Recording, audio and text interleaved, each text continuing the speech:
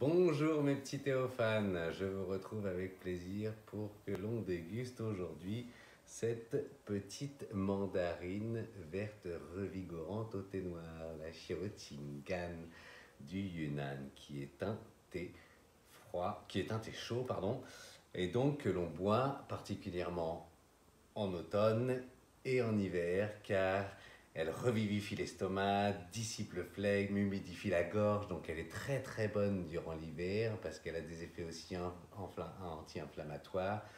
Et ici, ils l'adorent parce qu'elle blanchisse la peau. En Asie, on adore avoir la peau blanche. Moi, j'aime bien parce qu'elle permet de réduire les graisses, comme le chopu, le chaud et le shang réduisent les graisses. Donc, pourquoi tant de particularités? Pourquoi tant de... Comme vous avez pu le voir, il y a des photos, il y a beaucoup de Xiaoqinggan. Quelles en sont les différences?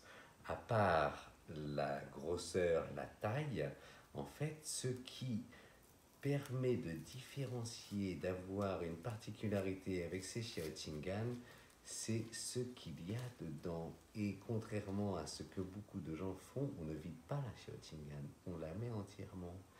Donc pour la déguster, je vous recommande d'avoir une théière adaptée. Si elle était petite comme celle-ci, cette théière serait particulièrement adaptée. Non, mais cependant, il y a toutes les tailles et tous les thés. Donc celle que nous allons goûter aujourd'hui est petite, mais si vous n'avez celle-ci, ça serait compliqué. Il nous faudrait une théière comme celle-ci pour une range moyenne, car celle que nous avons aujourd'hui est particulièrement petite parce qu'elle a un thé qui est particulièrement bon. C'est un Pu'er Cha Shou-Cha de 3 ans à l'intérieur. Et aujourd'hui, particulièrement, je vais vous montrer une autre façon pratique pour les novices, car vous n'avez pas besoin de faire le kung-fu, de rincer votre kaiwan ou de choses comme ça. Vous le mettez ici. Et il vous faut toujours de l'eau à 100 degrés, donc c'est pratique parce que nous on a ça en Chine. Si vous en voulez, on pourra vous en trouver. Donc ça, nous on a toujours de l'eau chaude en Chine. Vous mettez de l'eau chaude, vous rincez 2 fois comme tout l'été, rapidement. Et alors, le principe du thé, c'est pour ça que certaines personnes ne savent pas. Moi j'en ramène beaucoup et je vois que les personnes n'utilisent pas les thés parce qu'ils ne savent pas les boire. On ne les laisse jamais infuser. L'eau doit passer au travers du thé pour attraper les arômes et pas les capturer. Car si vous laissez votre thé infuser dans une théière, en fait, vous n'aurez pas tous ces palais. Vous aurez toute l'âpreté du début et vous n'aurez pas les subtilités. Ça commence à se dégager. Donc là, on commence à sentir la mandarine. Et alors, il vous suffit pour l'instant d'arroser notre petite grenouille qui porte bonheur. Aujourd'hui, mon chachong, c'est la grenouille. Je vais vous faire voir peut-être le premier qui s'apparente au premier palais qu'on ne va pas boire. Ah oui, aussi, on a toujours cette table à thé. J'ai eu beaucoup de questions. La table à thé, en fait, il y a une double hauteur et il y a un récipient en dessous pour récupérer l'eau, qui vous évite de faire des allers-retours, pour rester avec vos amis et profiter du moment de partage. Voilà le premier palais.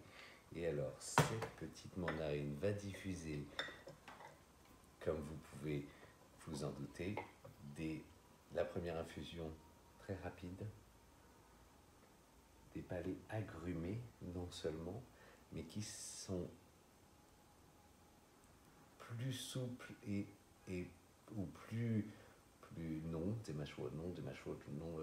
prononcer selon le thé qu'il y a dedans.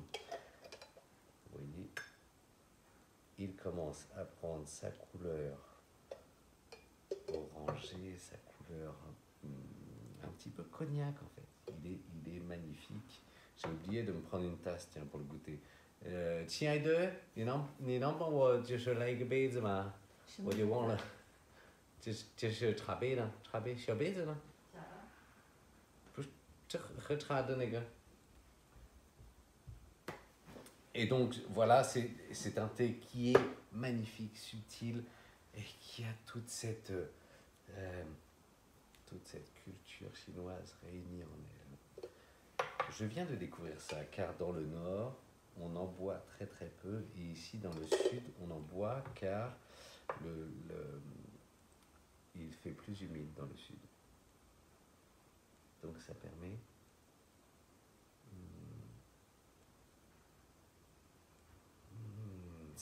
de réduire les inflammations en fait. Voilà.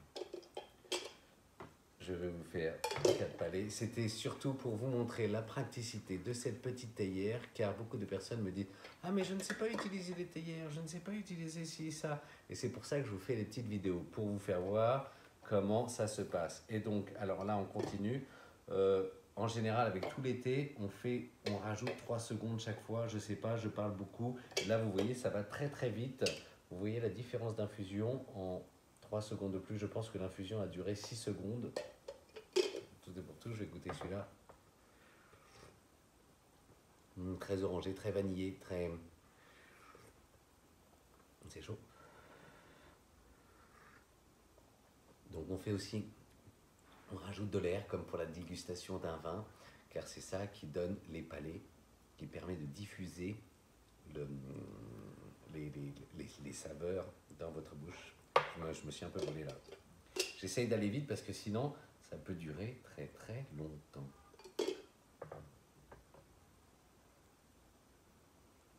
Fantastique, ça devient de plus en plus corsé. On jette et je vous fais une dernière infusion un petit peu plus longue. Et alors ça, vous pouvez faire beaucoup d'infusions. Ah oui, quelque chose que j'ai oublié aussi. La petite mandarine va se diffuser en fait. Et par contre, au bout de la 7e infusion, le thé va gonfler, malgré que ça soit 就可以了，对对，一个金的刀。Vous allez pouvoir prendre, donc au bout de la 7e infusion, le thé va gonfler, malgré qu'il ne gonfle pas trop parce que c'est un chopu, donc il ne prend pas autant d'espace que le oolong tieguayin, les thés verts, il ne s'émancipera pas. Par contre, vu qu'il est très concentré, il faut lui donner un petit peu d'air. Donc là, je parle beaucoup, voilà. Et alors, la mandarine, au bout d'un certain moment, vous allez pouvoir, à l'aide d'un petit couteau, allez, je vous le fais, la casser, la transpercer, et vous la découpez en deux.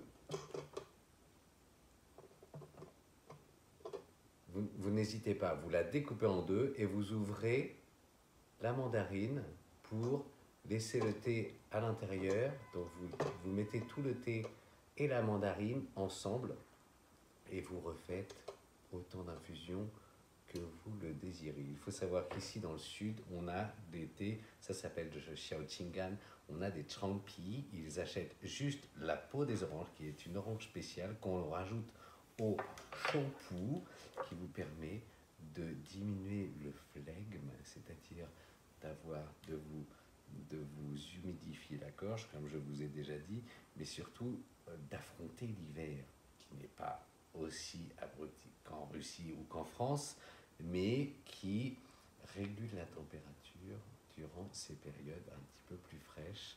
Je vous souhaite une excellente dégustation.